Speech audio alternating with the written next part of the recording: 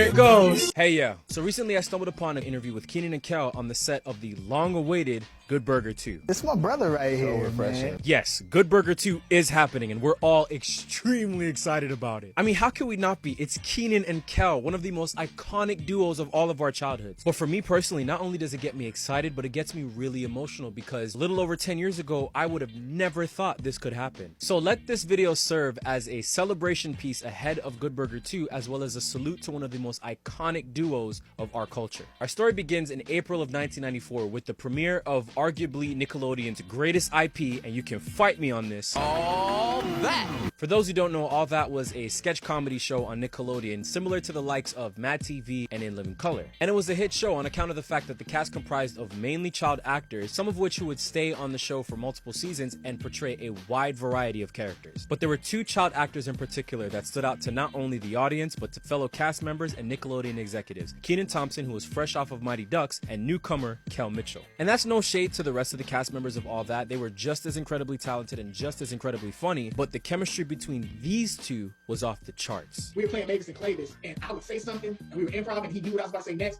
and everything we said just complimented each other with the comedy. If I'm the negative charge, then he'd be the positive charge, and vice versa. You know, it's just, we do different, and when we do it together, it's like the perfect presentation. We're very similar, and we hit it off like day one. Like, they could just sit there and not even talk, but they'd be like, and then the sketch was born. It's like, really? They would steal every scene and sketch they were in together. You could not pull your eyes away from them. They bounced off each other real well and genuinely looked like they were having fun together. And a testament of that is the amount of times they would break character on screen with each other. So naturally, with the success of All That and the growing popularity of this dynamic duo, Nickelodeon felt the next best move was to give them their own sitcom in 1996, aptly named Kenan and Kel. Or should I say Kel and Kenan? And you gotta watch Kenan because Kenan be scheming with a plan or a plot to make it to the... Taped in front of a live studio audience at Universal Studios Orlando, Florida, Kenan and Kel ran from 1996 to 2000 and was the first of many successful shows that spawned from All That. It's worth noting that during this time, both Kenan and Kel were still on All That while carrying their own show. The show masterfully showcased their comedic timing as well as their chemistry. But not only that, I would go as far as to say that Kenan and Kel helped to establish an identity that Nickelodeon would have for the rest of the 90s. Nickelodeon was cool, it was hip, it was urban. In other words, Nickelodeon was black as f***. And that's something that Nickelodeon has always had over Disney Channel. Nickelodeon had a lot of our culture represented in their shows, and you don't even have to look as far as Kenan's room in the show as an example of black culture being represented. There were shows like My Brother and Me and Gullah Gullah Island with a majority black cast. Journey of Alan Strange had a black lead. Some of the show's theme songs were done by black artists. All That featured a lot of hip-hop and R&B musical guests on the show. Bill Bellamy was the voice of Cousin Skeeter. Yes, for those who don't know, this Bill Bellamy... Is that not a booty call? Can you help me? Had a show where he was playing a puppet. I personally wish that The Famous Jet Jackson and That's So Raven was pitched to Nickelodeon instead of Disney. Nickelodeon could have had it all. They passed on Proud Family and let Disney Channel pick them up. One of their many fumbles. But nevertheless, the face of Nickelodeon in the 90s was certainly a black one, and the popularity of Kenan and Kel, the duo, is in part responsible for that. In 1997, Nickelodeon would spawn yet another offshoot of All That, this time a movie based off of one of Kel's iconic characters, Ed. Now, what was the name of that movie again? Decent Hoagie, Great Sandwich? Oh, right! Welcome to Good Burger, home of the Good Burger. Can I take your order? Good Burger would finish at number 5 at the US box office on its opening weekend and would go on to gross over $23.5 million worldwide. Kenan and Kel would also find themselves guest starring as a duo on various other shows, like Sister Sister, The Steve Harvey Show, Sabrina the Teenage Witch, and Cousin Skeeter, the last two in which they portrayed their characters from the show Kenan and Kel, which means that Kenan and Kel and Cousin Skeeter are part of the MCU, the Moesha Corey Urkel universe. By the way, the link to that video is in the caption below, just in case you want to watch it. July of 2000, the show Kenan and Kel would come to a close in the TV movie Two Heads Are Better Than None, which would serve as the show's series finale. A month before that, though, they were seen on the big screen in The Adventures of Rocky and Bullwinkle, but after Two Heads Are Better Than None, it was the end of the Kenan and Kel era on Nickelodeon. Since the end of the show, Kenan and Kel had been doing their own thing. In 2003, Kenan began his 20-year run on Saturday Night Live. It's worth noting that Kel also auditioned for SNL, but never got booked.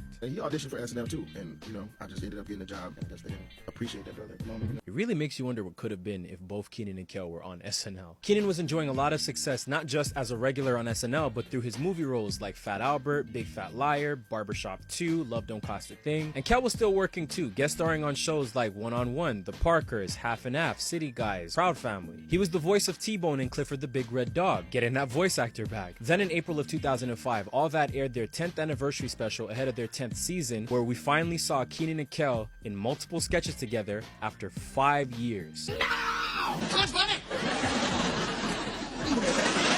And while at the time it was amazing to see, we didn't realize that that might have been the last time we'd ever see them together for 10 years. Though if I'm wrong, please feel free to let me know. Ain't that right, Goofy? Don't forget to like, follow, comment, and share.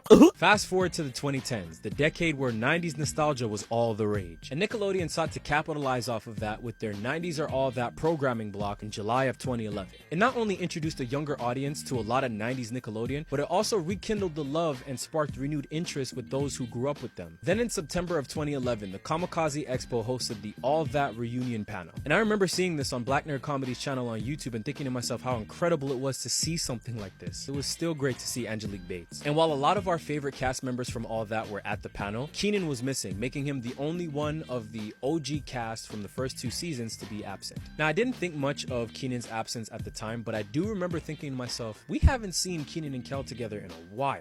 Well, the following year, this article hit the internet. Words can't even describe how heartbroken I was over this. Because I wanted them to grow old together. I wanted them to really be like Mavis and Clavis. And I wondered what the issue was, because we've seen situations like this before. Was there some kind of falling out?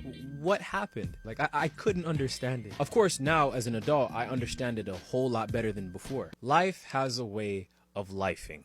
We all know that. People grow apart, people run in different circles, people have different responsibilities, people may not have the same time that they once had to spend time with the people they used to spend a lot of time with. Then when you add the layer of being public figures or celebrities and things of that nature, it gets even tougher. But also, when Kenan and Kel left All That in 1999, they wanted to explore things outside of Nickelodeon. We stopped doing Nickelodeon. We both wanted to establish ourselves as to be taken seriously as individual performers as well. I completely understand how both of them, or maybe one of them, would feel like only being associated to this one thing could hurt the progression of their career. And I mean, yeah, Kenan distancing himself away from Kel and Nickelodeon certainly worked in his favor, whereas Kel didn't get to that level. And that's no knock against Kel at all. Kel has been very open about his personal life, and I don't want to take time in this video to deep dive into that, but what I can say is that through his journey, it seems that Kel has found peace with his brand. Kel Mitchell is on the Mount Rushmore of Nickelodeon stars, and I would like to think that this is something that he's embraced and has made into his niche, something that he shouldn't be ashamed of, or something that he doesn't feel he needs to distance himself away from. And somewhere down the line, Kenan arrived at that conclusion. In 2014, the controversial creator, who shall not be named, rhymes with Van Driver, makes sense, was given the Lifetime Achievement Award at the Nickelodeon Kids' Choice Awards. And as part of the ceremony, Kenan and Kel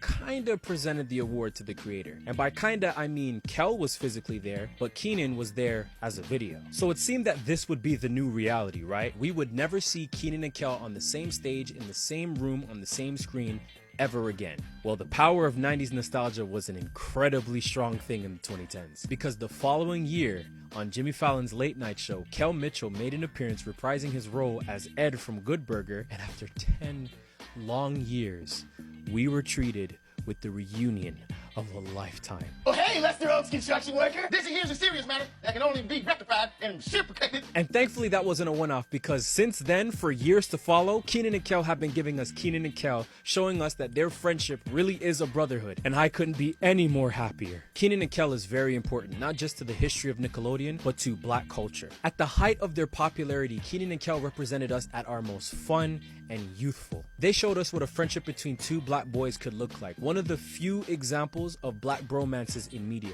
My personal favorite moment with them is in the very first episode of Kenan and Kel, where they're sitting on the couch pretending to be in a car. Turn that up. What's up? What's up? What's up? What's up? What's up? What's up? What it is? What's up? Like, it gives me a warm feeling every time I think or see it, because it reminds me of what all of us are like with our best friends. That moment when you and your best friend are in sync, you guys are on the same wavelength. And I would like to think that that was a true reflection of their off-screen friendship. I mean, how could it not be? And even though we had gone 10 years without seeing them together, even though they had gone 10 years without seeing or speaking to each other. When they're together now, it's like they never missed a day. That is a testament of a true bond. Despite the fact that life had lifed for the both of them, they managed to come back together and show that in spite of everything, friendship, brotherhood is important. Whatever all that was, it's over now. Moving forward is the most important thing. Cherish the now and cherish the bond that we've, always had that was originally established. And